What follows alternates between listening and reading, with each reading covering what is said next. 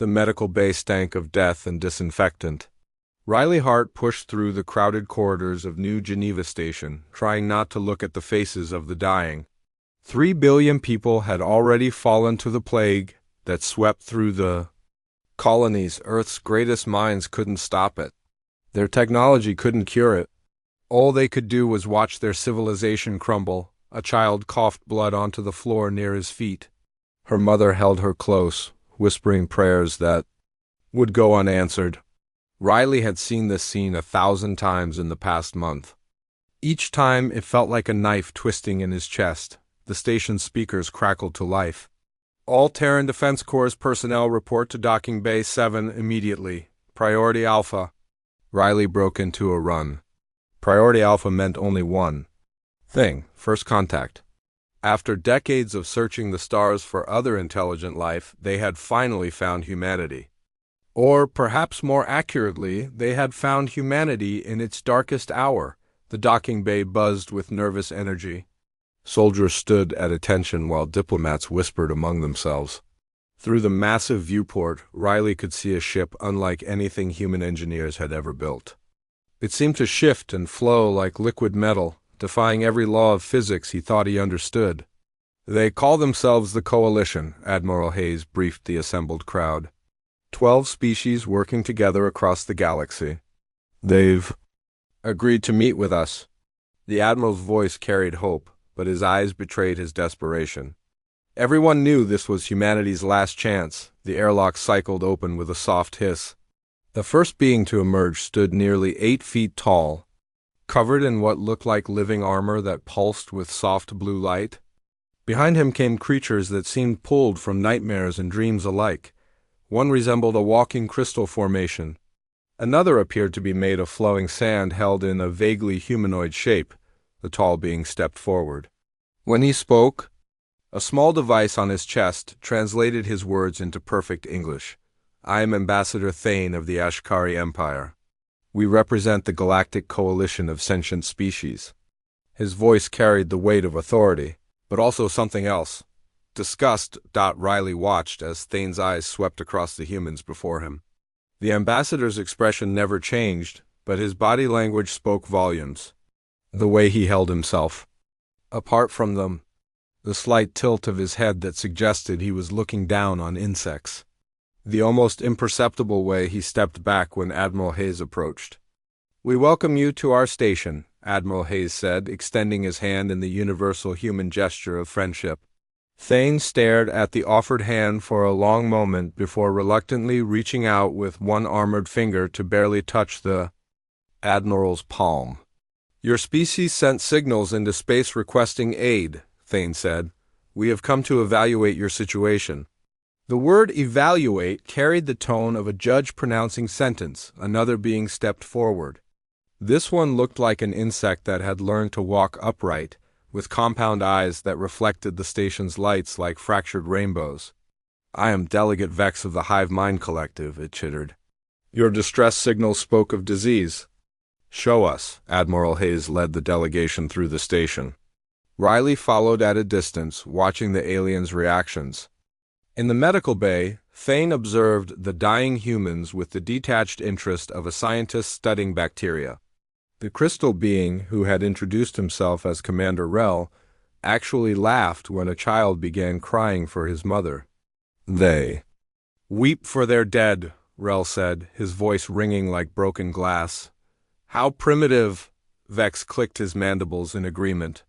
The Nexus encountered similar emotional weakness in the Gamma sector.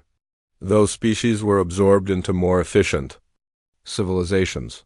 Perhaps the same fate awaits these creatures. Riley's hands clenched into fists. These beings had the power to save humanity, and they were treating his dying people like entertainment. But he forced himself to stay quiet. Humanity couldn't afford pride right now. In the station's conference room, the real negotiations began. Admiral Hayes presented humanity's case. They had resources. They had determination. They could contribute to the galactic community if given the chance. All they needed was the medical technology to cure the plague. Thane listened without interest. When the admiral finished speaking, the ambassador exchanged glances with his companions before responding. The coalition has encountered many species in similar circumstances. Most prove to be evolutionary dead ends. Your inability to control your own biology suggests fundamental weakness. But we're willing to learn, Admiral Hayes pleaded. We can adapt, we can contribute, perhaps, Thane said slowly.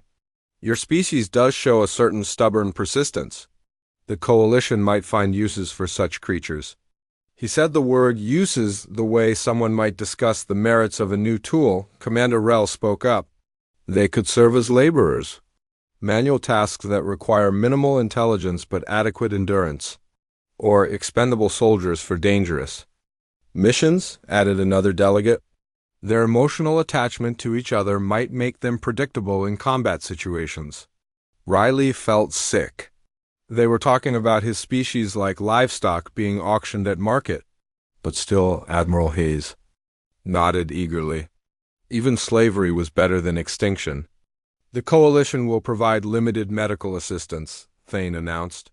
In exchange, the Terran Republic will accept provisional membership status. Your species will contribute resources and labor as directed by Coalition Command.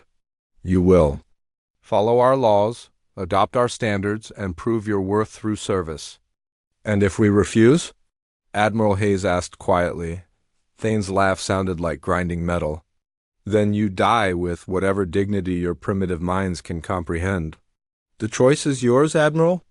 The negotiation continued for hours, but the outcome had been decided the moment the coalition ships arrived. Humanity would survive, but only as the galaxy's newest servant species.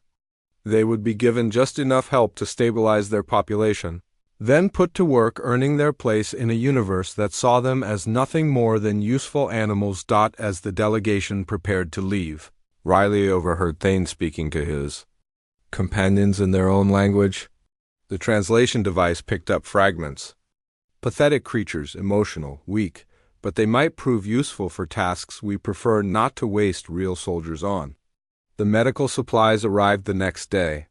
Humanity's plague was cured within a week, but the price of that cure would haunt them for years to come. They had traded their dignity for survival, and the galaxy would never let them forget it. The cargo hold smelled of sweat and engine oil. Riley Hart watched his human crew load supply containers onto coalition ships while alien overseers barked orders through translation devices. 3 months had passed since humanity joined the Galactic Coalition, and they had learned their place quickly. Humans lifted, carried, cleaned, and died when necessary. Nothing more. Tom Brooks wiped grease from his hands as he emerged from beneath a Vorth transport ship. Their engine design makes no sense, he muttered to Riley. But they won't listen when I try to explain the maintenance issues, Riley nodded grimly. The Coalition had assigned 50 human engineers to their fleet maintenance crews, but treated them like simple mechanics who could only follow basic instructions. When Tom had tried to suggest improvements to the ship's power distribution system, Commander Rel had actually struck him with a crystalline appendage that left Tom's arm bruised for weeks. The station's alert klaxons began wailing, red lights bathed the cargo bay as Coalition personnel rushed to battle stations.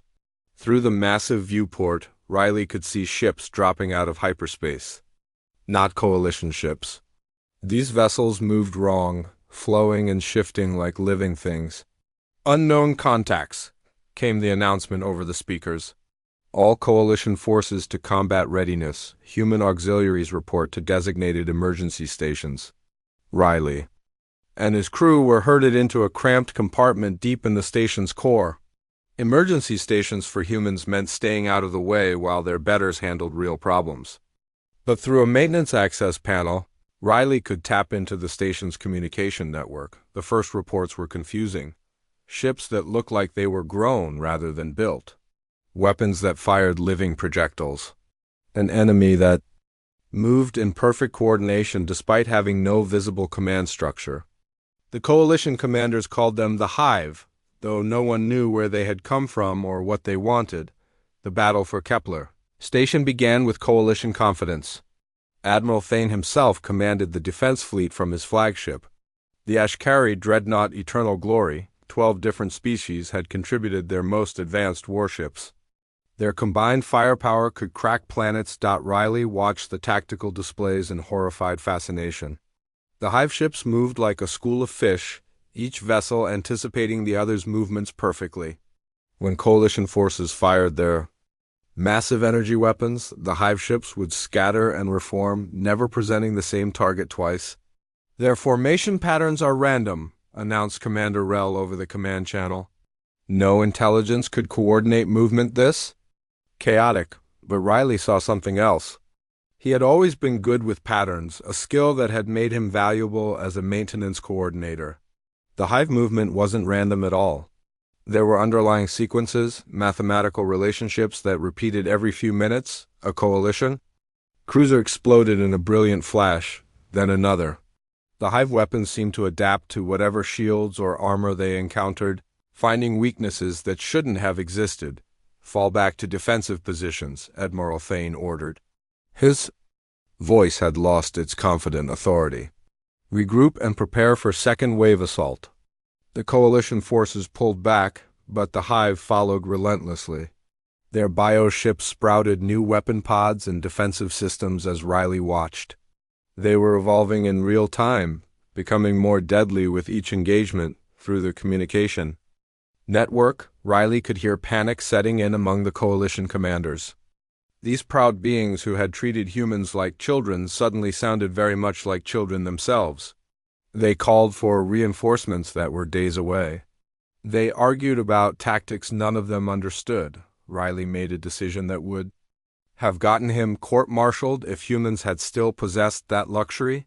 He activated the maintenance network and began routing himself through the station's command systems. His authorization codes shouldn't have worked, but in the chaos, no one was checking credentials carefully. "The hive coordination follows a pattern," he broadcast on the command channel. "Mathematical sequence based on prime number progressions. If you target their formation nodes in the right order, you can break their coordination." The channel went silent for a moment. Then Commander Rel's voice crackled with fury. "How dare a human access command frequencies? Security, remove this creature immediately." "Wait," came another voice. Commander Vel of the Nexari had always been the most practical of the coalition leaders. "Explain this pattern, human." Riley quickly outlined what he had observed. The hive used mathematical sequences to coordinate their movements. By targeting specific ships in a precise order, they could disrupt the entire formation's ability to work together. "Impossible, Admiral," Thane declared. "No organic intelligence could process coordination algorithms that complex." Another coalition ship died in fire and twisted metal. The hive was closing on the station itself now. Riley could see their bioships through the viewport, pulsing with unnatural light. "The sequence repeats every 3 minutes and 47 seconds, Riley continued desperately. "The primary coordination nodes are always the ships that move in perfect synchronization with the mathematical progression. Target them in reverse order of their sequence timing." Commander Vel's ship suddenly broke formation and began targeting specific hive vessels. The Nexari had always been efficient rather than proud. Within moments, the hive formation began to waver. Ships that had moved in perfect harmony suddenly crashed into each other. "It works," Vel announced with surprise. The human was correct. The tide of battle shifted. Coalition forces pressed their advantage, targeting the coordination nodes Riley had identified. The hive ships, deprived of their perfect synchronization, became vulnerable to conventional tactics, but the victory came at a terrible cost. Half the coalition fleet was burning wreckage. Thousands of beings from a dozen species had died because their commanders had been too proud to listen to a human maintenance worker. As the hive retreated, Riley found himself summoned to the command deck. The surviving coalition officers looked at him with expressions he had never seen before. Not disgust or superiority, but something that might have been respect. "How did you recognize the pattern when our tactical computers could not?" Admiral Thane asked. Riley shrugged. "Sometimes humans see things differently. We're used to looking For patterns in chaos, survival skill, maybe? Commander Rel stepped forward. His crystalline form still radiated authority, but the arrogance was gone. The Coalition owes you a debt, Human Riley Hart. Your species has proven more valuable than we initially assessed. It wasn't exactly an apology, but it was more acknowledgement than any human had received since joining the Coalition. Riley nodded. Politely, but inside he was thinking about all the beings who had died because of alien pride. The hive would return. Everyone knew it. And next time, Riley suspected, the Coalition might actually listen when humans offered suggestions. Whether that would be enough to save anyone remained to be seen. The human quarters aboard the Coalition flagship were cramped and poorly ventilated. Riley Hart lay in his narrow bunk, staring at the metal ceiling while explosions echoed through the ship's hull. Somewhere above him, the Coalition's finest officers were planning humanity's next suicide mission. It had been 2 weeks since the victory at Kepler Station, and the praise had lasted exactly as long as it took for the next crisis to emerge. The hive had struck 3 worlds simultaneously, adapting their tactics faster than anyone thought possible. Coalition forces were losing ground despite Riley's strategic contributions, and the alien commanders were looking for someone to blame, Tom. Brooks limped into the quarters, his left leg still healing from shrapnel wounds. "They're sending us to Proxima 7, he said quietly. "The hive has established some kind of breeding facility there. Command wants us to scout their defenses." Riley sat up on his bunk. Scouting meant getting close enough to gather intelligence before dying gloriously for the Coalition cause. How many ships? 12 human vessels? The aliens are keeping their main fleet in reserve. Tom's voice carried bitter resignation. They're calling it a reconnaissance in force. What they mean is expendable. The briefing room was smaller than a storage closet, barely large enough for the human officers who had been selected for the mission. Commander Vell addressed them through a wall-mounted screen, his crystalline features reflecting the room's harsh lighting. "The hive facility on Proxima 7 represents a significant threat to Coalition security," Vell explained. "Your task is to penetrate their defensive perimeter and transmit detailed scans of their installation before engaging enemy forces." Riley raised his hand. "What kind of support will we have?" "Support?" Vell's translated voice carried amusement. "Your species excels at improvisation under desperate circumstances. We have faith in your abilities." Translation: They were on their own. Riley looked around at the other human officers. These were good people who had volunteered to serve alongside the Coalition despite being treated as second-class citizens. They deserved better than being thrown away in a hopeless mission, but the mission proceeded anyway. 12 human ships dropped out of hyperspace at the edge of the Proxima 7 system, immediately facing overwhelming odds. The hive had grown their defensive network into something that resembled a living reef surrounding the entire planet. Bioships moved between massive organic structures that pulsed with unknown energy. "My God," whispered Lieutenant N. Davies from her ship's command chair. "There must be thousands of them." Riley was analyzing the tactical display when he noticed something strange. The hive structures weren't random growths. They followed the same mathematical patterns he had identified at Kepler Station, but on a much larger scale. The entire defensive network was one massive coordination system. "All ships, this is Hart," he broadcast. "I'm seeing the same pattern structure we encountered before, but they've scaled it up. The whole defense grid is one interconnected system." "Understood," came Tom's voice from the lead ship. "What's your recommendation?" Riley studied the display more carefully.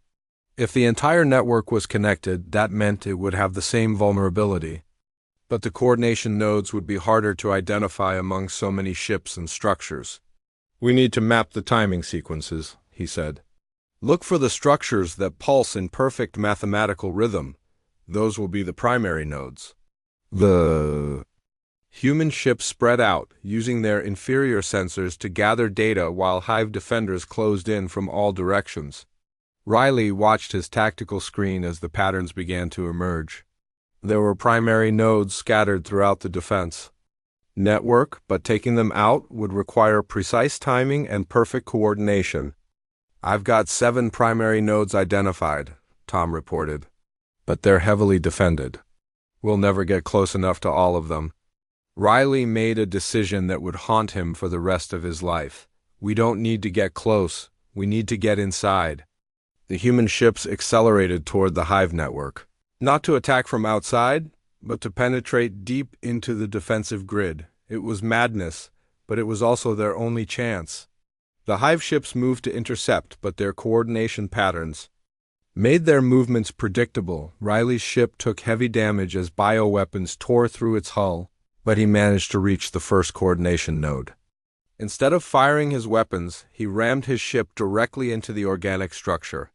The explosion that followed sent feedback cascading through the network. One by one, the other human ships followed his example. Tom's vessel crashed into a massive bioship that served as a secondary node. Lieutenant Davies drove her ship into a pulsing organic tower. Each sacrifice disrupted the network's coordination a little more. Riley found himself floating in an escape pod, watching his ship burn in the wreckage of the hive structure. Around him, the entire defensive network was collapsing as the feedback loop destroyed the coordination system from within. The human sacrifice had worked, but at a terrible cost. Only 3 human ships survived the mission, and those were barely spaceworthy. But the intelligence they had gathered was invaluable. The hive breeding facility was now vulnerable, and coalition forces could move in for the killing blow when the rescue ships arrived. Ambassador Thane himself came aboard the recovery vessel to debrief the human survivors. The tall Ashkari looked at Riley with something approaching respect. "Your tactics were unconventional," Thane said carefully, "but effective. The Coalition owes your species a significant debt." Riley thought about Tom Brooks, who had died ramming his ship into a biocruiser. He thought about Lieutenant Davies, who had transmitted tactical data right up until her ship exploded. He thought about all the humans who had volunteered to die because it was the right thing to do. "We didn't do it for your approval," Riley said quietly. "We did it because someone had to." Thane studied him for a long moment. "Perhaps we have underestimated your species. The hive adapts to conventional tactics, but your approach is ...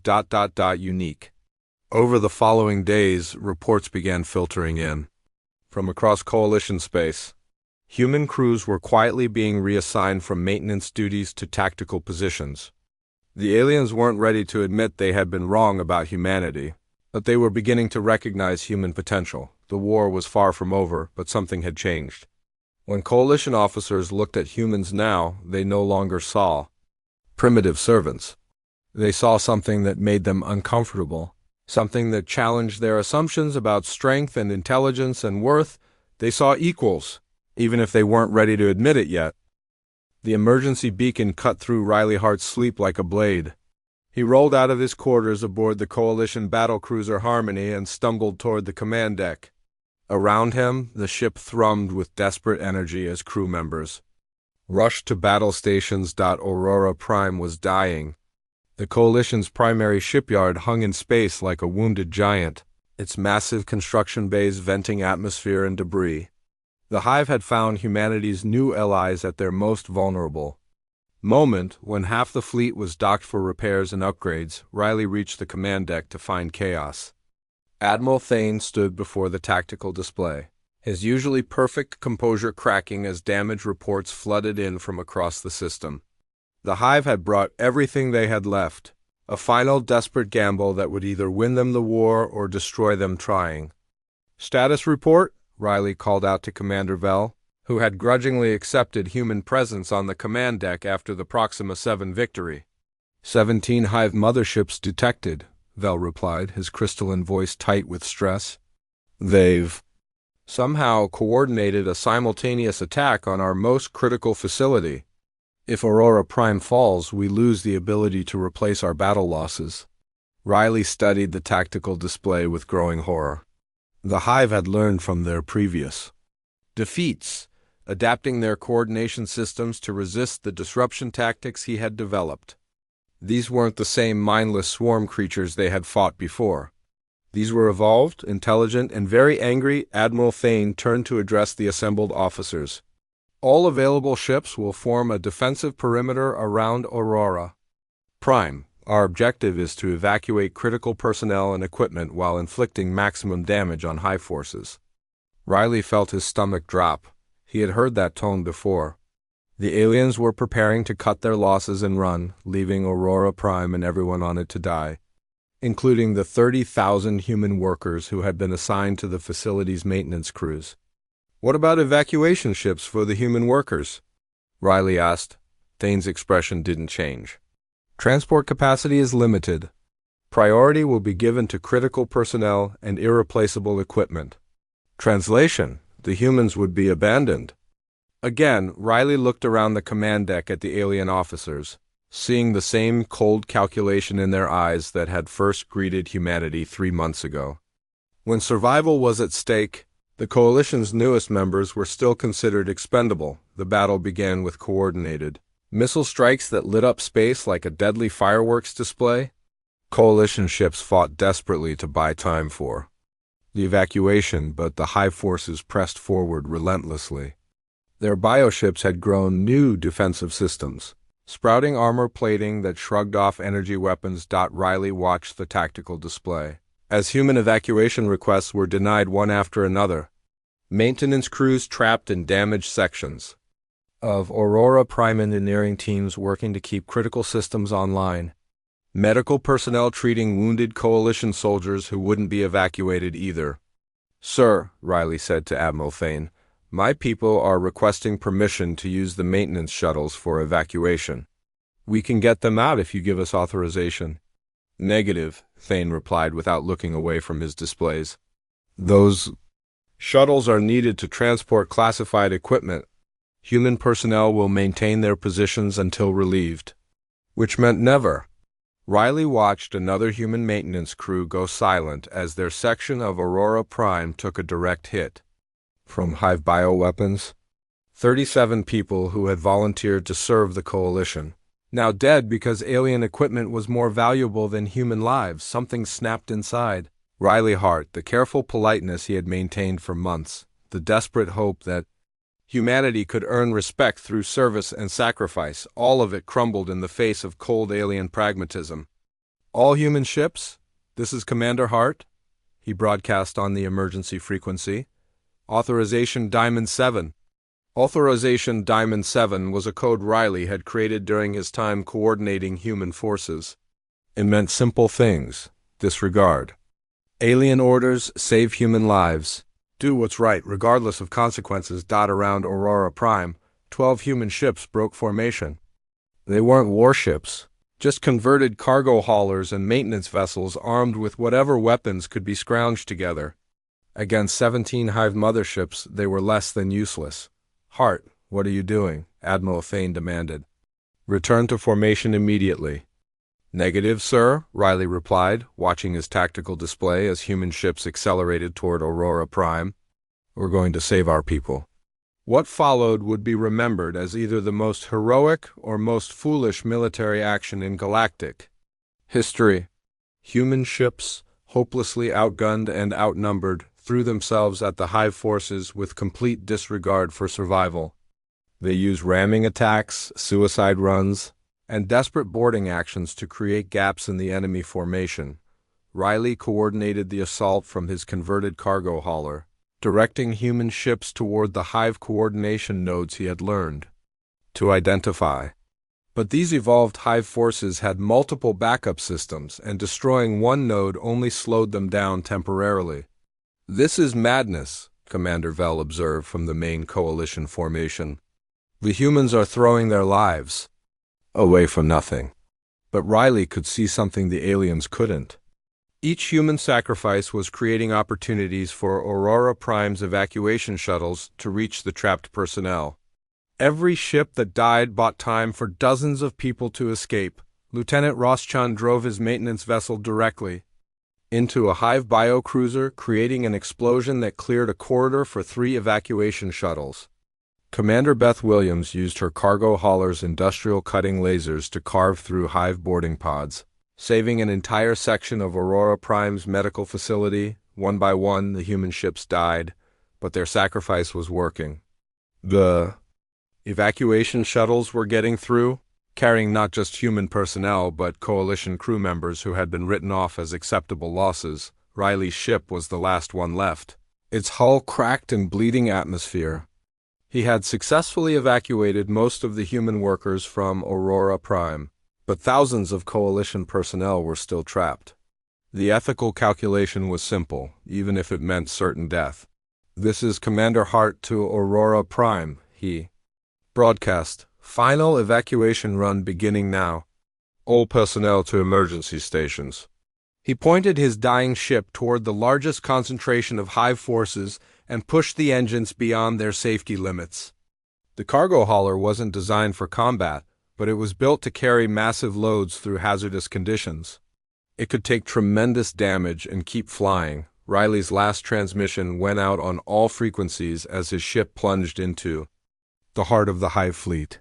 "Tell them we didn't die for their approval. We died because it was right." The explosion that followed lit up the entire system.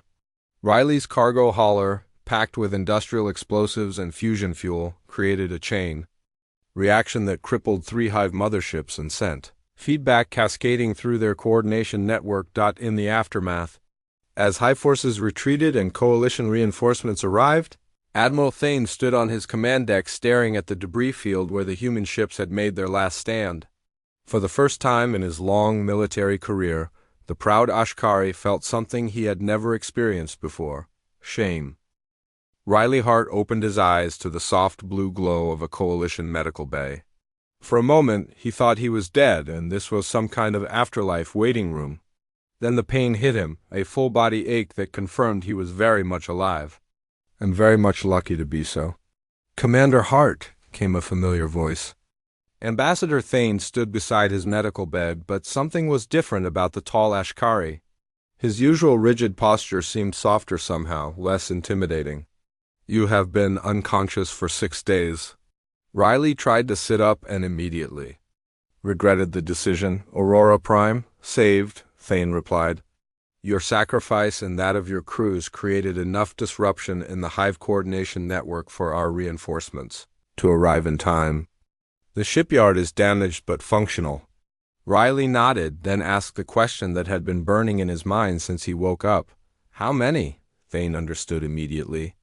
"Of the 12 human ships that participated in the evacuation, only you survived, but your action saved over 40,000 Coalition personnel of all species. 40,000 lives for 11 ships and their crews. By the cold mathematics of war, it was a victory." But Riley couldn't feel victorious while thinking about Ross Chun and Beth Williams and all the others who hadn't made it to an escape pod in time. "There's something else," Thane continued. "The Coalition Council has been in emergency session. Since Aurora Prime, your species' actions have raised certain questions about our previous assessments." Riley raised an eyebrow. In all his months of dealing with Coalition politics, he had never heard an alien admit to being wrong about anything. Even indirectly, over the following days as Riley recovered from his injuries, reports filtered in from across Coalition space. The story of the human sacrifice at Aurora Prime had spread through the fleet faster than official communications. But more importantly, it was changing how other species viewed humanity. Commander Veld visited Riley's medical bay on the 3rd day. The crystalline being actually seemed uncomfortable, shifting his weight from foot to foot in a way Riley had never observed before. "I owe you an apology," Vel said without preamble. "My species prides itself on logical analysis, but we failed to properly evaluate human capabilities. We saw emotional attachment as weakness when it was actually strength." Riley was still processing this unprecedented admission when Vel continued. "The Council has voted to grant humanity full membership status in the Coalition. No more probationary period. No more service requirements. Your people will be treated as equals."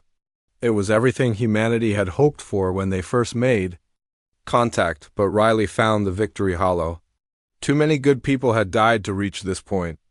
Too many sacrifices had been necessary to prove human worth to beings who should have recognized it from the beginning. the real test came. 2 weeks later, when long-range sensors detected the largest hive fleet ever assembled heading directly for Earth, the creatures had decided on a final gamble, striking at humanity's homeworld in hopes of breaking coalition morale. It would be the last battle of the war. One way or another, Riley found himself back on the command deck of the coalition flagship. But this time the atmosphere was completely different. Instead of grudging tolerance, the alien officers treated him as a valued colleague. His tactical analysis was requested rather than dismissed. His suggestions were implemented without argument. Admiral Thane had changed most of all. The proud Ashkari commander, who had once looked down on humans, now sought Riley's advice on fleet positioning and coordination tactics. Your species understands sacrifice in ways we are still learning to comprehend, Thane admitted during the final briefing before the battle. The defense of Earth began in the outer solar system, with coalition forces forming a layered defensive network designed to bleed the Hive fleet strength before it could reach the inner planets. But this time, the battle felt different from the very beginning. Riley watched in amazement as Ambassador Thane himself climbed into an Ashkari fighter craft, joining human pilots in close formation attacks on Hive bioships.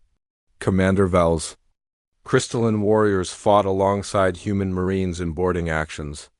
Vorth engineers worked side by side with human mechanics to keep damaged ships operational. The change wasn't just tactical, it was fundamental.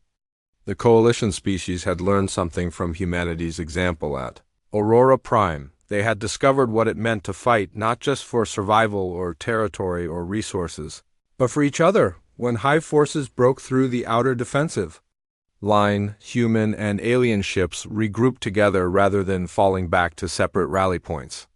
When coalition vessels took critical damage, rescue operations included crews from every species, working together without regard for rank or origin. Riley found himself coordinating a mixed squadron of human, Ashkari and Nexari fighters in a strike on the primary Hive mothership. The coordination was flawless, not because of superior technology or tactical doctrine, but because every pilot trusted every other pilot completely. The final assault came when the Hive mothership itself entered Earth's atmosphere, its massive biohull beginning to release spores that would remake the planet in the Hive's image. Coalition forces had one chance to stop it, a desperate attack run that would require perfect timing and absolute commitment. Riley led the attack personally. But he wasn't alone. Admiral Thane flew as his wingman. Commander Vel provided close support. Species that had been enemies for centuries worked together as if they had trained together for years. The Hive mothership died in fire and twisted organic metal, its destruction sending shockwaves across the planet's surface. As the debris burned up in Earth's atmosphere like shooting stars, Riley found himself thinking about all the people who hadn't lived to see this moment, but they had made it possible. Every human who had died proving their species' worth, every alien who had learned to see beyond their own prejudices, every act of sacrifice that had brought them to this point. The war was over, but more importantly, something new had been born from its ashes. The memorial service was held in space at the coordinates where Aurora Prime had nearly fallen. Representatives from every coalition species attended, including the newest full members from a small blue planet called Earth. The memorial inscription was written in every coalition language, but the words themselves came from humanity. Here fell the weak, who showed us strength. Below it, in smaller text, was the phrase that had become the coalition's new motto: no one left behind. Riley stood with Admiral Thane and the other coalition commanders, watching as Earth's sun illuminated the memorial in golden light. They no longer spoke of human weakness or alien superiority. They had learned what it meant to fight not just with humans, but as humans. Your species taught us something we thought we already knew, Thane said quietly. The difference between surviving and living. Riley nodded, thinking about Tom Brooks and all the others who had given everything so this moment could exist. They didn't die to prove we were strong. They died because strength isn't about what you can destroy. It's about what you're willing to protect. Commander Vel approached, his crystalline form reflecting the memorial's light in patterns of rainbow fire. The Council has approved the new joint training protocols. All coalition species will learn human tactical doctrines alongside their own. It was more than Riley had ever dared hope for. Not just acceptance, but recognition that humanity had something valuable to offer the galaxy. The coalition had spent centuries building empires based on technological superiority and military might. Humanity had shown them there was another way. As the memorial service concluded and the assembled fleets began to disperse, Riley remained behind for a few extra minutes. He thought about the scared, desperate humans who had first boarded Thanes. Ship months ago, begging for help from beings who saw them as insects. The galaxy was a different place now. Not because humans had proven they could fight, but because they had shown what fighting actually meant. Every species in the coalition had learned the lesson humanity had tried to teach from the beginning. No one gets left behind. Not anymore. Riley turned away from the memorial and headed back to his ship. There was work to do, rebuilding what the war had destroyed and exploring what peace might create. But for the first time since the plague had swept through human space, he felt something he had almost forgotten. Hope. The coalition wasn't just an alliance of convenience anymore. It was something new, something that had never existed in galactic history. It was a family bound together not by conquest or fear, but by the simple human idea that everyone was worth saving, even if it cost everything to prove it.